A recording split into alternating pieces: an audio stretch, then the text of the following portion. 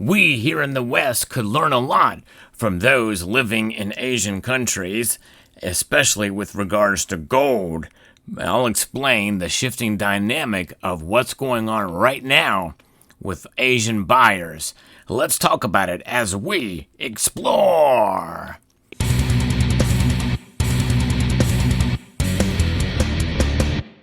That's right. There is a lot of activity happening in Asia over the last couple of months and even years as gold's price has rocketed to a record high when adjusted for inflation.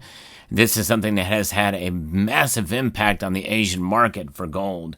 But there is a dynamic, there's a shift in buying patterns of gold right now that is extremely important for those of us living in the West in general and gold demand, considering how gold is treasured, which is why its price has risen so dramatically over the past couple of years here.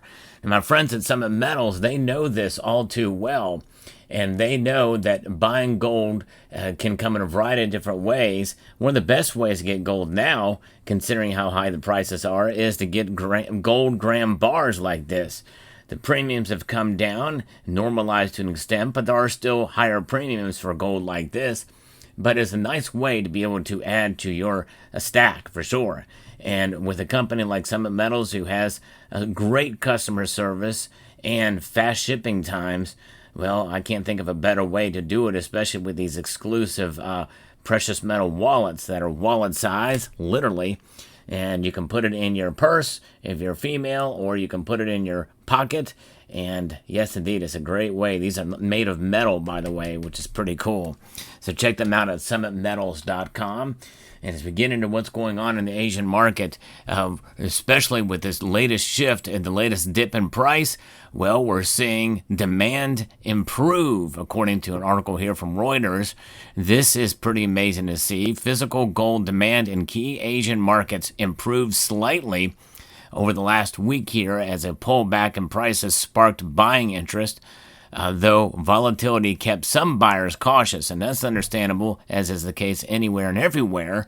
Spot gold hit its lowest level in a month just last week on Wednesday and was headed for a third consecutive weekly loss, but we did see it rebound on Friday and recovering most of its losses.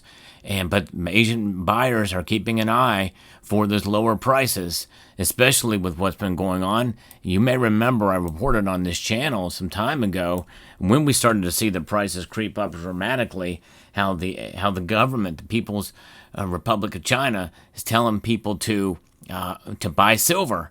That's right. There's been a lot of silver demand to kind of fill the gap. Same thing with India. India's been buying a lot of silver too, but they're aching and itching for gold, and they're taking advantage. And this is a big deal, folks, for sure. This week, football was better than last week. Buyers were inquiring about price trends and making small purchases, said a Pune-based jeweler. And so there we go. And I don't understand what the football connection is, but and we see the prices fall. Discounts offered by Indian retailers narrowed by as much as $7 an ounce over official domestic prices, inclusive of 6% import and 3% sales levies, compared to up $15 last week. Jewelers were keen to make purchases to replenish inventory after a correction in overseas prices, but a significant drop in the rupee offset the impact of prices falling to an extent, according to a Mumbai-based bullion dealer with a private bank.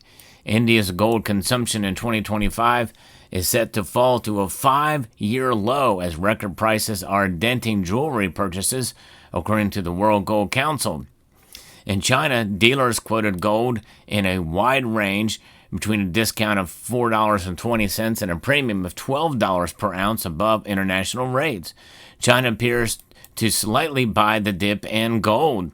Trading volume for the physical proxy contract on the Shanghai Gold Exchange has been on the rise.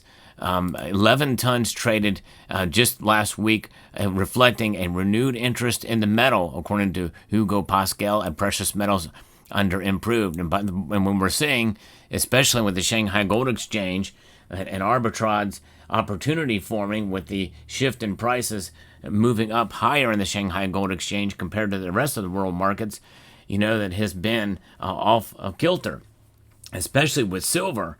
I think that is part and parcel to what we're talking about here. But the Chinese especially, that's why I'm showing you some Chinese-themed Perth Mint stuff, but also some Chinese coins here. They love gold. It's ingrained in them.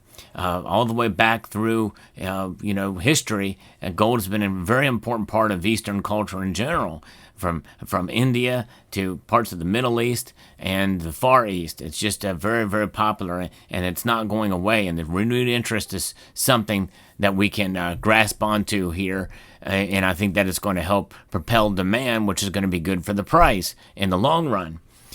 In Hong Kong, gold was sold on par to $1.50 premium, while Singapore prices ranged on par to $1.40 premium. In Japan, bullion was sold on par to a premium of 60 cents. There was a lot of demand to buy if the price dropped even slightly. Regardless of the Japan-U.S. trade deal, gold is being purchased as an asset class amid low interest rates, according to a Japan-based trader. Gold is not a part of the tariffs, so people should not worry about that.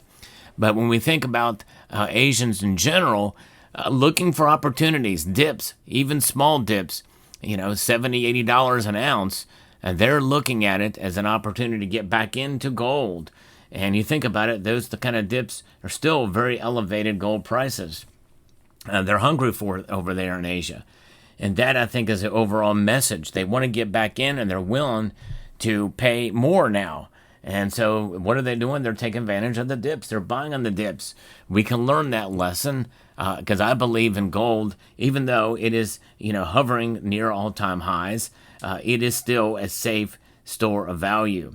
Since 2017, I made a decision to concentrate more on gold, not abandoning silver.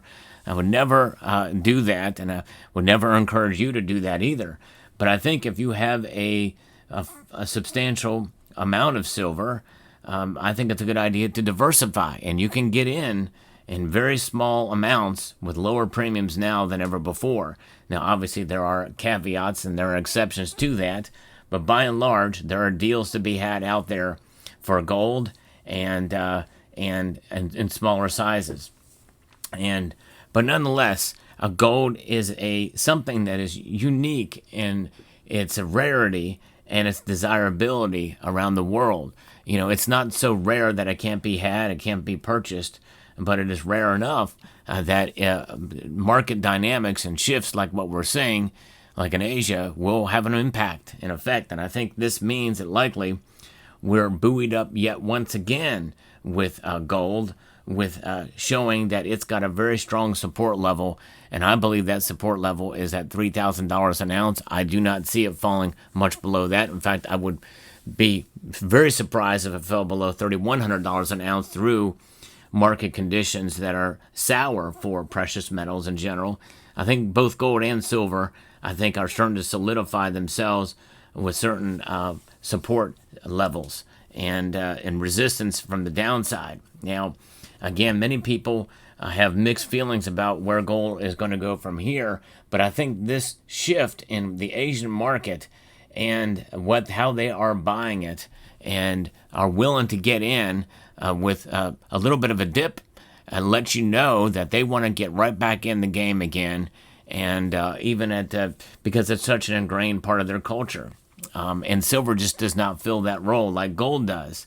And they are buying silver, make no mistake about that, but gold is really where it's at in the East, and it has been for so long that they can't stop in some ways, and it's different for those of us here in the West in that regard. And I think that's part of the reason why you see many Asian-themed products out there, like from the Perth Mint and other mints too, produce those products because they appeal to that market and that sentiment in that culture. And so it is intriguing. So that's what's going on in Asia right now. It's fascinating, and I don't see that slowing down a whole lot. But we're going to pay attention to. And the lesson here that we can take is buy on the dips. And remember, gold is the ultimate safe store of value. in this modern age, I think, more than any other asset class out there. And I think it's proving itself to be the case. I think the Asians knew this inherently for so long, and that it just it's a part of them. It's part of their being. We could learn a lot from them. Let me know what your thoughts are in the comment section down below. Hope you found this video informative, insightful, and educational. Check out these 2 videos here at the end. And with that, I'd like to extend a multitude of gratitude to each and every one of you for taking the time to watch, and to encourage you to please rate, share, comment, and subscribe.